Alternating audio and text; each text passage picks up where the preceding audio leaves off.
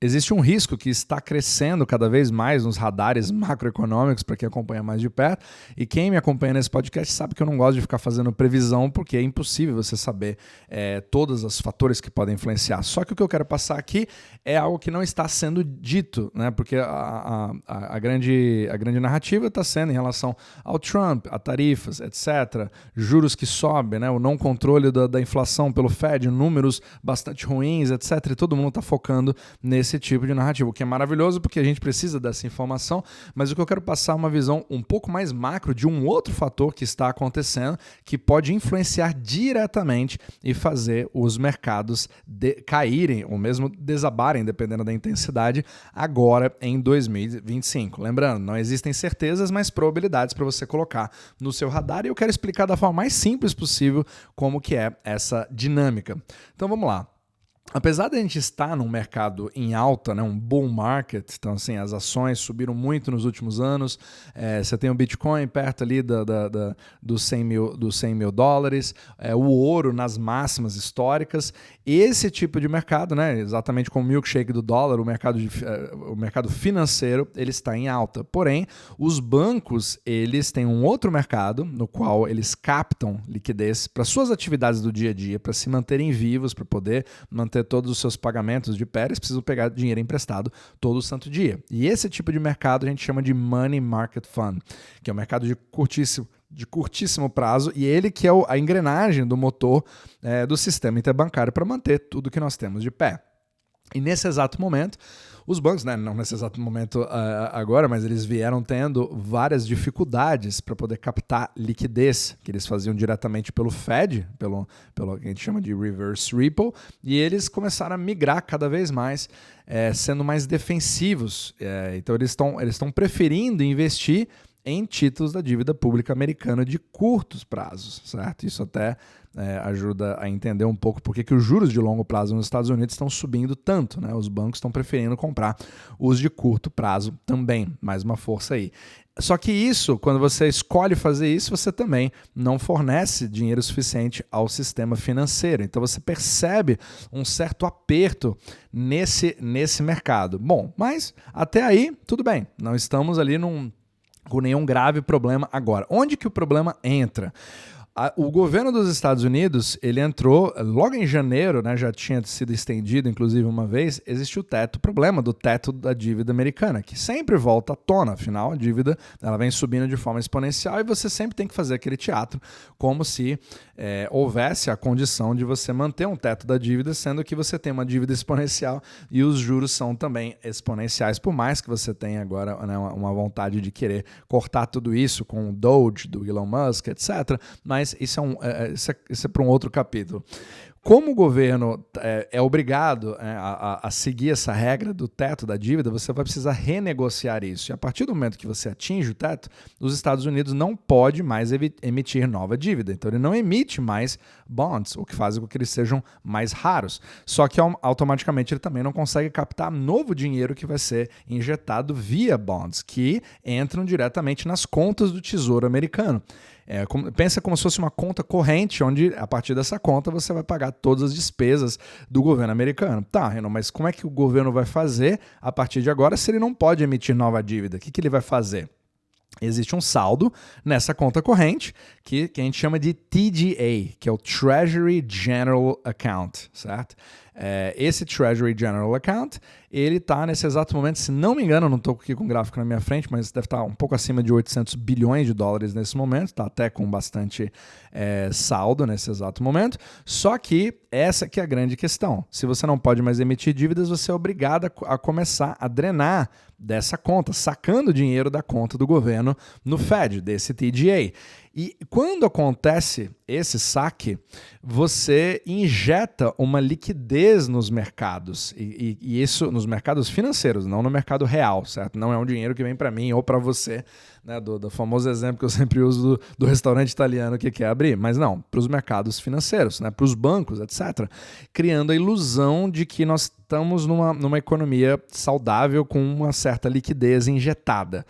E isso vai sustentando, mas é algo que é bastante limitado, ele é temporário. Então, e o grande risco, eu estou me baseando num artigo da pessoa que, na minha opinião, sabe até tão bem quanto o Jeff Snyder, ou melhor do que o Jeff Snyder nesse aspecto, que ele é um anônimo chamado Concorda, que ele tem um Substack fantástico, eu vou passar o link aqui para vocês na descrição.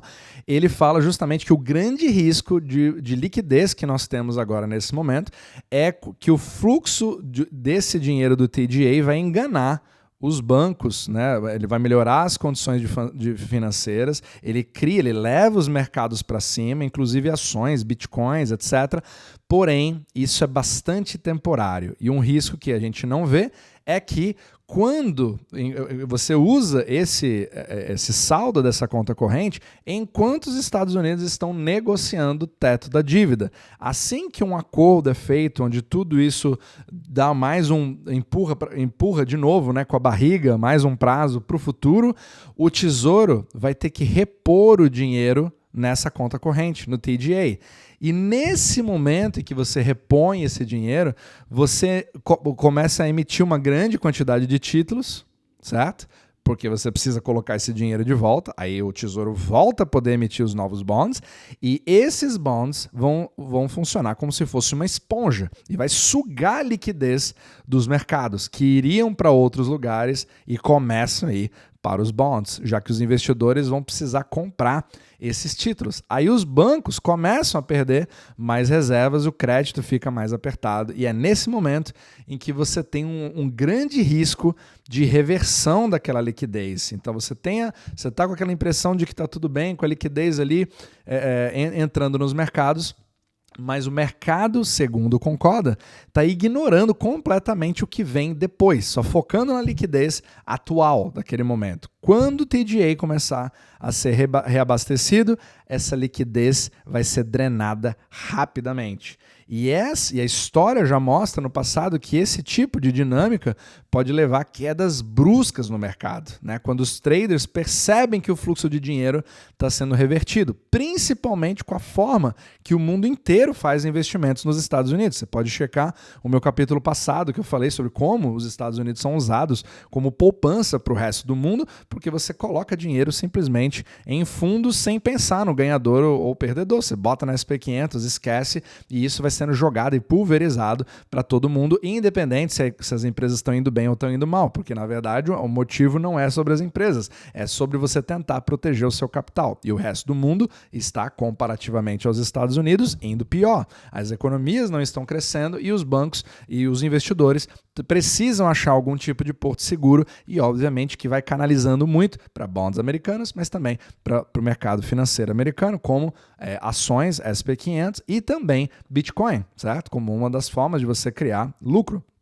Agora, quando você tem tantas pessoas fazendo a mesma coisa e o fluxo da liquidez começa a se reverter, os investidores passivos, que também são automáticos, começam a vender, e porque o mercado cai, ele vende, e ele vende porque cai, e cai porque vende, e assim ele pode criar uma cascata que faz exatamente o efeito contrário de tudo que vem sendo criado nos últimos meses. E assim que um acordo for feito, segundo, né, o artigo, o Tesouro abastecendo o TGA, e isso deve acontecer ali no segundo trimestre de 2025, ou seja, os próximos meses podem até parecer mais eufóricos, só que aí pode ter uma grande virada, uma guinada para baixo, que talvez seja bastante inesperada, principalmente quando você tem uma expectativa de uma mudança de governo como o Trump, agora onde muitos estão animados e tudo vai subir e crescer, etc., porque ele vai consertar os Estados Unidos, percebe? Então eu acompanharia bastante, se você puder, o saldo do TGA, que você pode ver, eu vou tentar colocar o link na descrição também,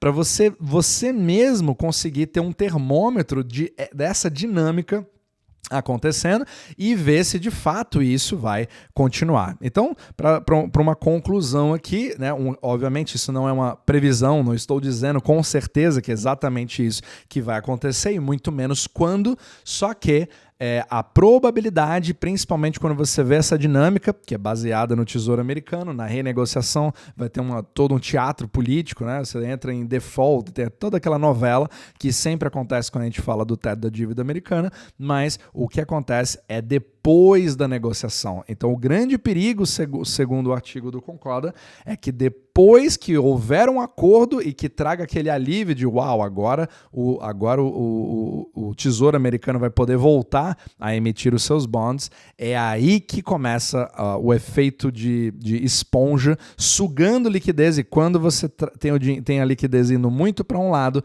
obviamente ela tem que sair de outro lugar para comprar, e é aí que você começa a liquidar ações, Bitcoin e várias outras coisas mais arriscadas para poder comprar isso. Então, só para você colocar isso no seu radar com uma atenção, e obviamente a gente só vai saber mesmo no futuro, aí, nos próximos 2-3 meses, para ver como que a coisa vai indo, e a gente pode até voltar a esse capítulo para ver se isso de fato aconteceu.